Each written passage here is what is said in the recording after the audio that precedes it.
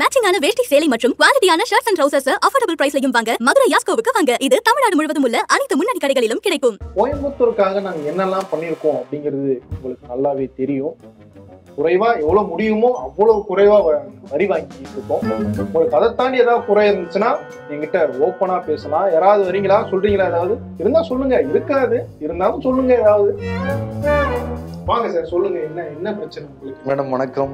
எங்கள் ஊருக்கு வந்திருக்கீங்க, என்னோட குறைநேர்கள்லாம் கேட்க வந்திருக்கீங்க. முக்கியமாக அவங்க கூட இருக்காங்கல்ல, உங்கள் எம்எல்ஏ, அவங்க என் கடைக்கு வந்தாங்கன்னா எப்பயுமே பிரச்சனை தான் மேடம். ஸ்வீட்டுக்கு இவ்வளோ வரி, இதுக்கு இவ்வளோ வரின்னு சொல்லிட்டு ஒரே பிரச்சனை பண்ணிகிட்டே இருக்காங்க மேடம். மக்கள் ஃபுல்லாக தான் மேம் இது பண்ணுறாங்க. பண்ணுக்கு வந்து வரி கிடையாது, அதுக்கு நடுவில் வச்ச க்ரீமுக்கு 18% வரி மேடம். இந்த மாதிரி ஜிஎஸ்டிங்கிறதே பல அதிகாரிகளுக்கும் புரிய மாட்டேங்குது, சாவர மக்களுக்கும் வந்து புரிய மாட்டேங்குது. கொஞ்சம் தான் பார்த்து பண்ணுங்க மேடம். நான் பன் சாப்பிட்றது இல்லைன்றதுனால இதை பற்றி நான் கவலைப்படுறது கிடையாது மேடம். இதுதான் உங்க பதிலா சொல்றேன். வாங்க சார், நீங்க தானே பதில் கேட்டது. உட்காருங்க. உட்காருனா உட்காந்துருவீங்க. ஓப்பனா கேள்னா என்ன வேணா கேட்பீங்க. மேம் நீங்க மன்னிக்கணும், இது மாதிரி கேள்வி கேட்கல. நீங்க ஓப்பனா கேளுங்கனாலதான் எங்களுடைய குறைகளை நாங்க சொன்னோம். ஓப்பனா பேசணும்னா என்ன பாராட்டி பேசுங்கன்னு சொன்னேன். இஷ்டத்துக்கு பேசுவீங்களா? என்ன ஆண் பெண் பேதம் பாக்குறீங்களா? ஏங்க நான் பன்ல இருக்க ஜிஎஸ்டி தானங்க நான் சொன்னேன். பண்ண பத்தி அவர் ஜனரஞ்சகமா பேசுறாரு. பெரிய ஸ்டாண்டப் கமெடியன் இவரு. எல்லாம் சிரிச்ச உடனே இவர் பெரிய ஆளாயிடுவாரா? ரெக்கார்ட் ஆயிடுச்சுலடா, பாத்துக்கிறேன். நம்ம ஆடியோ சும்மாவே கேட்காது. நம்ம பார்ட்னர் ரொம்ப சவுண்டா கொடுத்துக்கிட்டு இருக்காரு. காக்கா கத்து நல்ல சகுனம். ஆரம்பிச்சிட வேண்டியது. ஓகே, ஆரம்பிச்சிருவோம். நிறைய பேர் ஆரம்பிக்கிறப்ப தன லாபம்னு சொல்லிதான் வந்து ஆரம்பிப்பாங்க. ஓகே, கோவை தெற்கு எம்எல்ஏ வானதி சீனிவாசன் வந்து அவங்களோட எம்எல்ஏ அலுவலகத்துக்குள்ள போறப்ப தன லாபம்னு ஆரம்பிச்சு அது பெரிய சர்ச்சைலாம் முடிஞ்சுது. அது தனியுது. யார் பொதுவா லாபம்னு கூட ஆரம்பிப்பாங்க? வியாபாரம் பண்றவங்க, கடை நடத்த போறவங்க வந்து ஆரம்பிப்பாங்க. அப்படிதான் வந்து அன்னபூர்ணா ஹோட்டல் லாபமா இருக்கணும், நல்லா சாப்பிட்றவங்க பசி வந்து ஆறணும், நமக்கும் வந்து நல்ல வியாபாரம் நடக்கணும், லாபம் வந்து கிடைக்கணும்னு தான் எல்லாருமே கடை நடத்துறாங்க, வியாபாரம் வந்து பண்றாங்க. இந்த ஜிஎஸ்டியில தான் வந்து சிக்கல். நிதியமைச்சர் நிர்மலா சீதாராமன் கோயம்புத்தூர் வந்திருந்தாங்க. கொடிசியா வளாகத்துல தொழில் அதிபர்கள், ரொம்ப தொழில் ஆர்வமா இருக்கவங்க, உங்களோட கோரிக்கையெல்லாம் நீங்க சொல்லுங்க அப்படின்லாம் வந்து கேட்டிருந்தாங்க. அந்த சமயத்துல ஒரு வாய்ப்பா வந்து பயன்படுத்திட்டு அன்னபூர்ணா ஹோட்டல் குழும தலைவர் சீனிவாசன் வந்து பாருங்க, இனிப்புக்கு ஒரு ஜிஎஸ்டி, காரத்துக்கு ஒரு ஜிஎஸ்டி, சண்டை போடுறதே உங்க எம்எல்ஏ தான் சொல்லிட்டுலாம் வந்து சொல்லியிருந்தாரு. ஒரு கோவை குசும்புடன் சொல்லியிருந்தான்னு சொல்லிட்டு அப்ப எல்லாமே ரசிச்சாங்க. ஏன் வானதி சீனிவாசன் முன்னில வந்துட்டு பயங்கரமா ரசிச்சுட்டு தான் இருந்தாங்க. நிர்மலா சீதாராமனும் என்ன பதில் சொல்றதுன்னு தெரியாம ஒரு மாதிரி வந்து இதை சமாளிச்சாங்க. அந்த சமயத்துல நாங்க கூடிதான் நாங்க முடிவு பண்ற மாதிரி வந்து டாபிக் முடிஞ்சிருச்சு. இப்ப நேத்து திரும்பவும் வந்து இந்த வீடியோ பயங்கர வைரல் ஆச்சு. நேத்துமே நம்ம ஷோல வந்து நானும் வரணும்னா வந்து பேசியிருந்தோம்.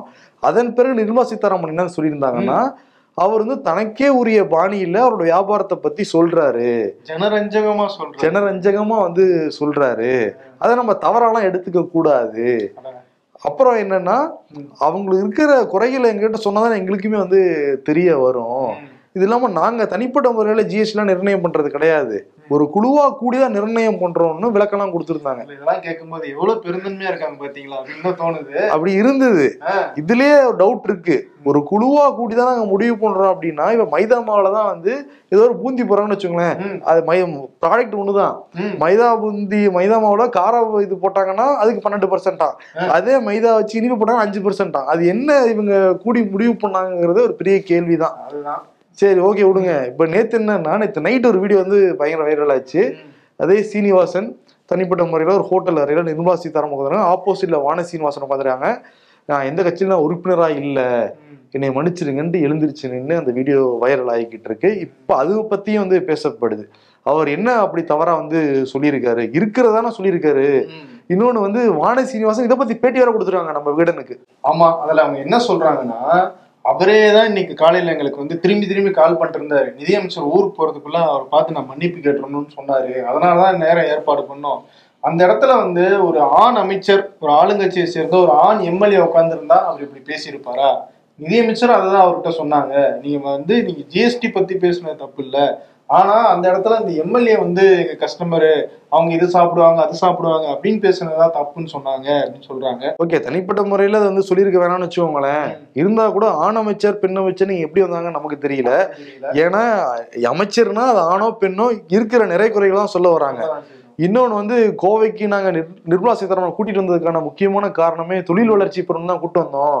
ஆனா ஃபுல்லாவே வந்து இனிப்பு காரத்தோட முடிஞ்சிருச்சுன்னு சொல்லிட்டு வானதி சீனிவாசன் சொல்லிருக்காங்க. சரி, ஹோட்டல் நடத்துறவர் என்ன ஸ்டீலை பத்தியா பேசுவாரு? அவர் நடத்துற கடையை பத்தி தான் பேச முடியும், நிறை குறைகளை தான் வந்து சொல்ல முடியும். அதுதானே நீ கூட்டத்தை வந்து கூட்டியிருக்கீங்க. இதே எலெக்ஷன் அப்போ ராஜீவ் பஜாஜ், இந்த பஜாஜ் கம்பெனியுடைய ஓனரு வெளிப்படையா பிரஸ் மீட்ல பேசுறாரு. 28% ஜிஎஸ்டி வந்து நீங்க பைக்குக்கு போடுறீங்க, மத்த ஆசிய நாடுகள்லாம் 18%, 8% தான் போட்டுக்கிட்டு இருக்காங்க. நாங்க எதுக்கு இவ்வளவு ஜிஎஸ்டி கட்டணும்? கோவிடுக்கு அப்புறம் வந்து சேல்ஸ் எல்லாம் கம்மியாயிருச்சு. நீங்க வந்து இந்த BS6ன்னு நிறைய ரெகுலேஷன் வேற கொண்டு வந்துட்டீங்க. இப்ப நீங்க காமனா சாதாரண மக்கள் வந்து வாகனம் இருந்தாதான் வந்து அவங்க வாழ்க்கையை வந்து நடத்த முடியும். அவங்க மேல நீங்க இவ்வளவு பெரிய பாரத்தை போறது சரியா அப்படின்னு கேக்குறாங்க. ஆனா இப்ப வரைக்கும் ராஜீவ் பஜாஜ் அவர் பேசின கருத்துக்கு மன்னிப்புலாம் கேட்கவே இல்லை. இப்ப அவங்க கேட்ட கேள்விய சமூக வலைதளத்துல எப்படி கேட்கறாங்கன்னா, இதே நீங்க ஒரு ஆண் அமைச்சர் அந்த இடத்துல இருந்தா இப்படி பேசியிருப்பீங்க அப்படின்னு கேட்கறவங்க, இதே அந்த இடத்துல ஒரு அதானியோ அம்பானியோ இருந்தா இப்படி மன்னிப்பு கேட்கற அளவுக்கு நடந்திருக்குமா அப்படின்னு ஒரு கேள்வி கேட்கறாங்க. இந்த வீடியோ வெளியானதுக்கு பிறகு பாஜக தலைவர் அண்ணாமலை லண்டன்ல இருந்து பாத்துட்டு இருக்காரு போல இருக்கு. எல்லா வீடியோக்களும் என்னென்ன ரிலீஸ் ஆகுது படிக்கிறது தவிர எல்லா வேலையும் பாத்துட்டு இருக்கீங்க. சரி, அவர் என்ன சொல்றாருன்னா, யாரோ எங்க ஆட்கள் வந்து வீடியோ எடுத்து வெளியிட்டு இருக்காங்க, அதுக்கு நான் மன்னிப்பு கேட்டுக்கிறேன்னு சொல்லிட்டு அவர் மன்னிப்பு கேட்டிருக்காரு. முதல்ல சீனிவாசன் மன்னிப்பு கேட்டுக்கலாமா கேட்க வேண்டாங்கிறதே ஒரு டிபேட் தான். இப்ப இந்த வீடியோ வெளியாயிச்சதுக்கு நான் மன்னிப்பு கேட்கிறேன்னு அவர் வந்திருக்காரு. ஓஹோ, இதெல்லாம் வந்து யதார்த்தமா நடந்த மாதிரியாங்க தெரியுது. அது பிஜேபி சுத்தி பாருங்களேன், இந்த மன்னிப்பு இதெல்லாமே தொடர்ந்து நடந்துகிட்டே இருக்குல்ல. இப்ப ராகுல் காந்தி வேற வந்து சொல்லியிருக்காரு.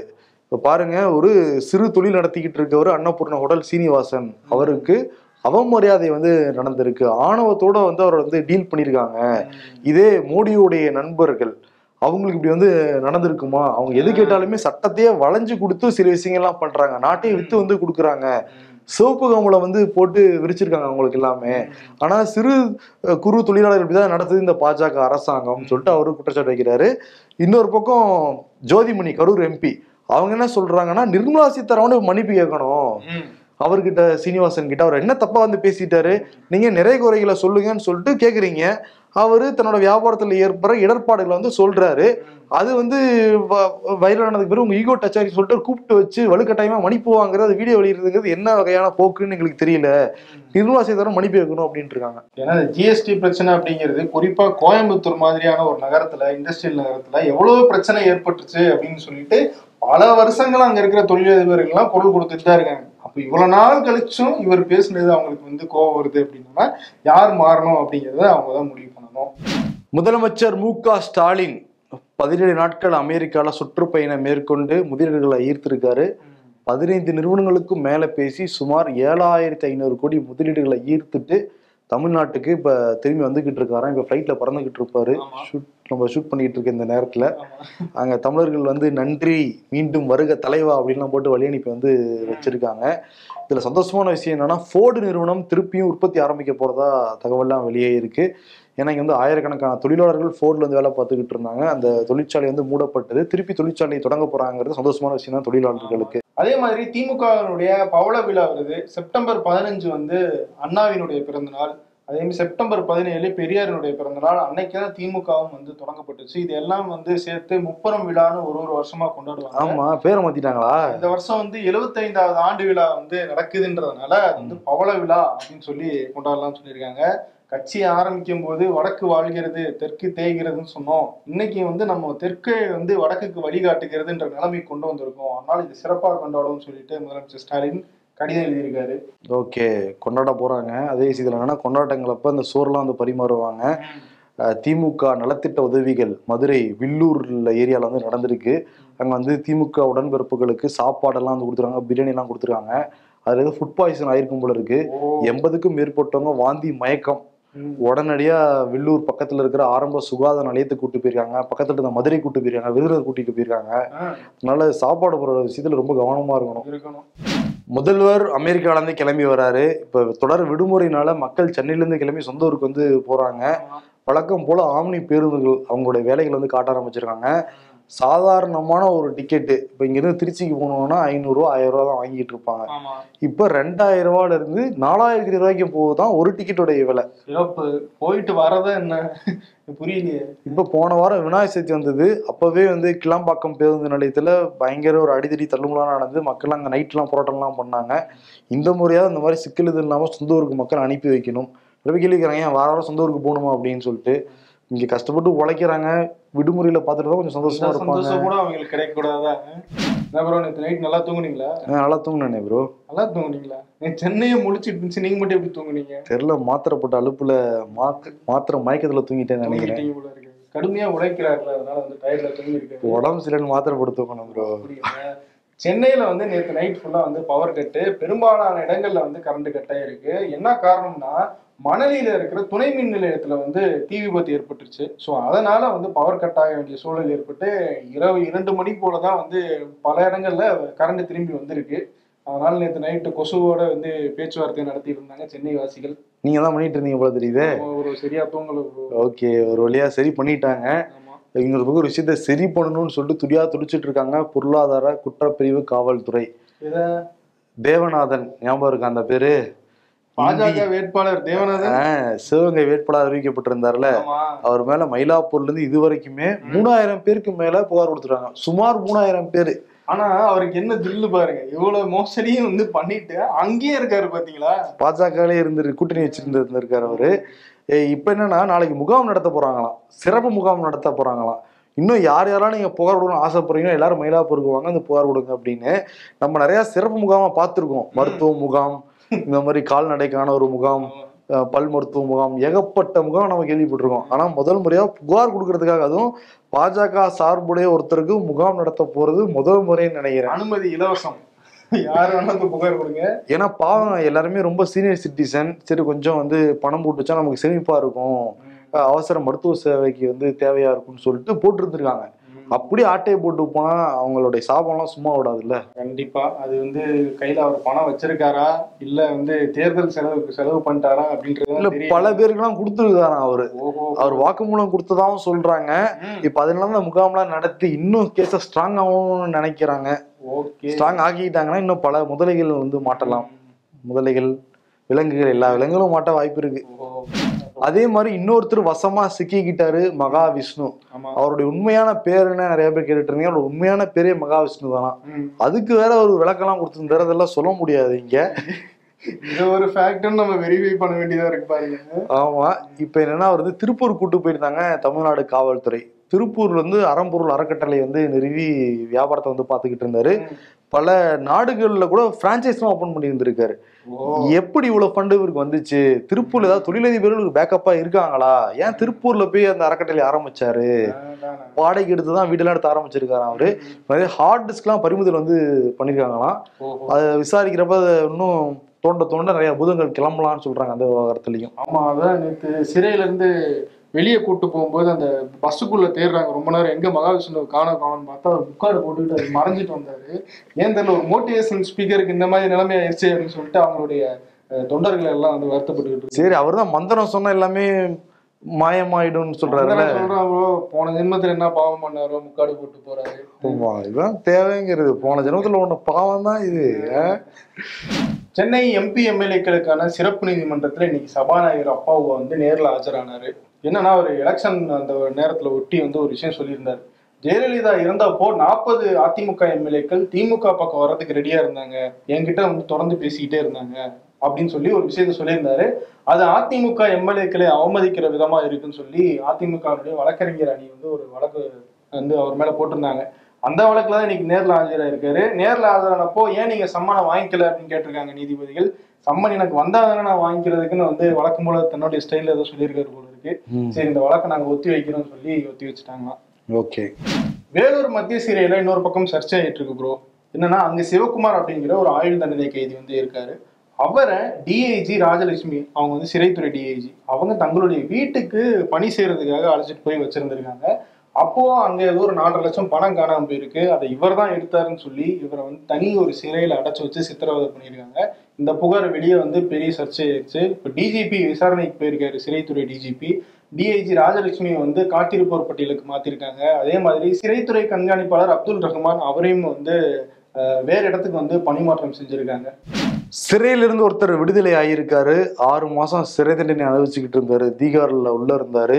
டெல்லி முதல்வர் அரவிந்த் கெஜ்ரிவால் டெல்லி மதுபான அந்த கொள்கையில ஊழல் நடந்திருக்கு, ஊழல் பண்ணிட்டாங்கன்னு சொல்லிட்டு அமைச்சர் பெருமக்களை ஒவ்வொருத்தரையா தூக்கி உள்ள போட்டுக்கிட்டு இருந்தது பாஜக கவர்மெண்ட். இப்போ வந்து உச்சநீதிமன்றத்துல இதுக்கான ஒரு ஜாமீன் வந்து கிடைச்சிருக்கு. ஏன்னா அமலாக்கத்துறையும் இதுல கைது பண்ணியிருந்தாங்க, சிபிஐயும் கைது பண்ணியிருந்தாங்க. அமலாக்கத்துறை இதுல ஜாமீன் கிடைச்சிருச்சு சிலது வாரங்களுக்கு முன்னாடியே. இப்போ சிபிஐ வழக்கில் தான் இப்போ ஜாமீன் வந்து கிடைச்சிருக்கு. ரிலீஸ் ஆயிடுவாங்கன்னு வந்து சொல்றாங்க. இன்னைக்கு ஈவினிங்ல ரிலீஸ் ஆகணும், இல்லாட்டி அப்புறம் திங்காம தான் ரிலீஸ் ஆக முடியும். தனியா லீவ் வேற. அந்த விஷயம் வேற இருக்கா பாப்போம் எப்படின்ட்டு. ஆனா இதுல நீதிமன்றம் சொன்ன விஷயங்கள் வந்து இதுல கவனிக்க வேண்டியதா இருக்கு. 2 நீதிபதிகள் அமர்வு வந்து இந்த ஜாமீன் வந்து கொடுத்துருக்காங்க. 2 நீதிபதிகளுமே இவ்வளவு நாள் அவர் வந்து சும்மாவே வந்து நீங்க சிறைக்குள்ள வச்சிருக்கிறது நியாயம் இல்லை அப்படிங்கறத வந்து சொல்லியிருக்காங்க. அதனாலதான் வச்சிருந்தோம் உள்ளுக்குள்ளார. அதே நேரம் ஒரு நீதிபதி என்ன சொல்லியிருக்காருன்னா, இவர் அரெஸ்ட் பண்ணது கரெக்ட், வழக்கு சார்ந்ததை நீங்க பண்ணிருக்கீங்க, ஆனா இவ்வளவு நாள் சும்மாவே வச்சிருந்தது தப்புன்னு சொல்லியிருக்காரு. இன்னொரு நீதிபதி இவர் அரெஸ்ட் பண்ணதே தப்பு, அவர் அரெஸ்ட் பண்ண நேரத்தை நீங்க பாருங்க, அமலாக்கத்துறை வழக்குல அவருக்கு ஜாமீன் கிடைக்க போகுது அப்படிங்கறது தெரிஞ்சுக்கிட்டு கொஞ்ச நாளுக்கு முன்னாடி சிபிஐ இன்னொரு வழக்கு போட்டு அவரை அரெஸ்ட் பண்றாங்க. இது சரி கிடையாது. சிபிஐ வந்து ஒரு கூண்டு கிளியா இருக்கக்கூடாது, அதாவது பாஜகவினுடைய மத்திய அரசினுடைய பிடியில இருக்கக்கூடாது, அது ஒரு ஃப்ரீ பேர்டா வந்து இருக்கணும். அப்படிப்பட்ட ஒரு எண்ணத்தை எங்களுக்கு ஏற்படுத்துங்கன்னு சொல்லி சிபிஐக்கு வந்து அறிவுறுத்திருக்காங்க. திருந்திருவாங்களா தெரியலையே. கொல்கத்தால பெண் மருத்துவர் பாலியல் வன்கொடுமை செய்து கொல்லப்பட்ட விவகாரத்துல வந்து இன்னும் முடிவு தெரியாமே இருக்கு. அங்க வந்து டாக்டர்ஸ் தொடர்ந்து போராட்டம் பண்ணிக்கிட்டே இருக்காங்க, நீதி கிடைக்கணும் அப்படின்னு சொல்லிட்டு. வழக்கு சிபிஐ விசாரிச்சுட்டு இருக்காங்க. இன்னொரு பக்கம் மம்தா பானர்ஜியும் வந்து குற்றவாளிகளை கண்டுபிடிக்கணும் அவங்களும் சேர்ந்து வந்து பேசிட்டு இருக்காங்க. நேற்று ஜூனியர் டாக்டர்ஸ் எல்லாம் சேர்ந்து மம்தா பானர்ஜியோட ஒரு கூட்டம் நடந்துச்சு. அந்த கூட்டத்துல மம்தா பானர்ஜி அந்த டாக்டர்ஸ் முன்னாடி சொல்லியிருக்காங்க, மக்களுடைய நலனுக்காக நான் வந்து பதவியில கூட தயாரா இருக்கேன் வந்து, ஏன்னா எனக்கு நீதி தான் முக்கியம், மக்களுக்கு வந்து நீங்க மருத்துவம் செய்யணும் அப்படின்ற மாதிரி பேசியிருக்காங்க. ஸோ இது வந்து திரும்பி ஒரு சர்ச்சை வந்து கேப்பிருக்கு.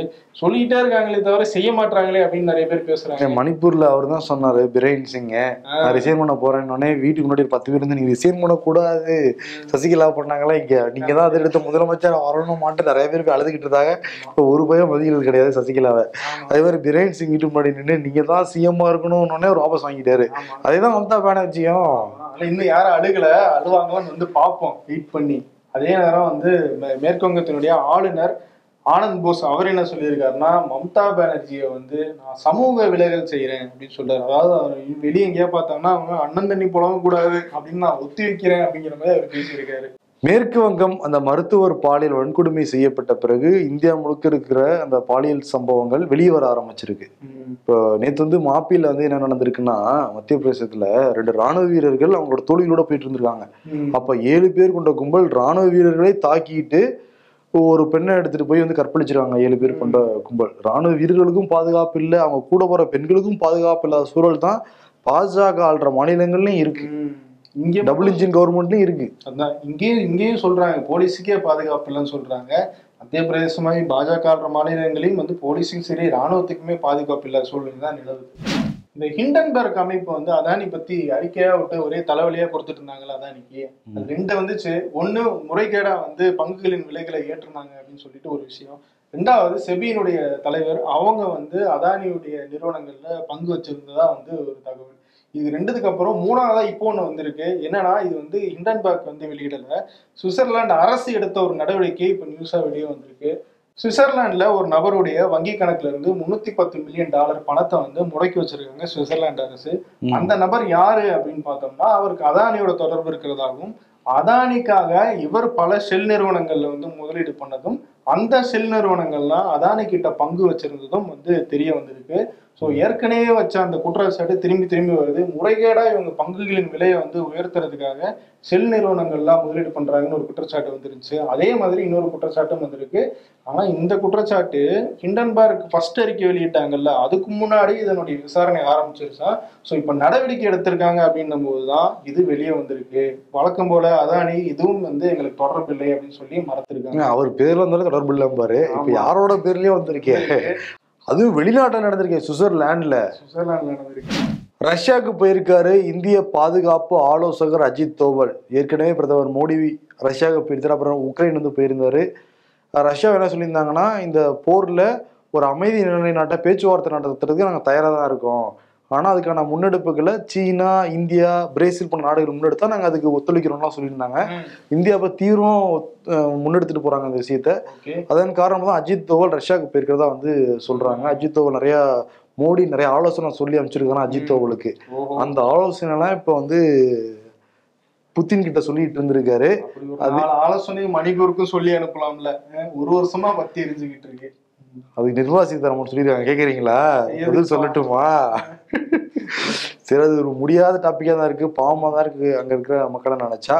அடுத்த மாசம் அக்டோபர் 22 பிரிக்ஸ் உச்சி மாநாடு நடக்க போகுது இந்த தேசிய பாதுகாப்பு தொடர்பாக. அதுக்கு மோடி நிச்சயம் வரணும், நான் எதிர்பார்க்கிறேன், நண்பர்கிட்ட போய் சொல்லுங்கன்னு சொல்லிட்டு அஜித் தோவல் கிட்ட புத்தினே வந்து சொல்லியிருக்காராம். பலமா நட்பதான் இருக்கு, இந்த நட்பை பயன்படுத்தி போற முடிவு கொண்டு தான் நல்லதுதான். அது மாதிரி நீங்க சொன்ன மாதிரி மணிப்பூரையும் வந்து அமைதியாக திரும்பணும்.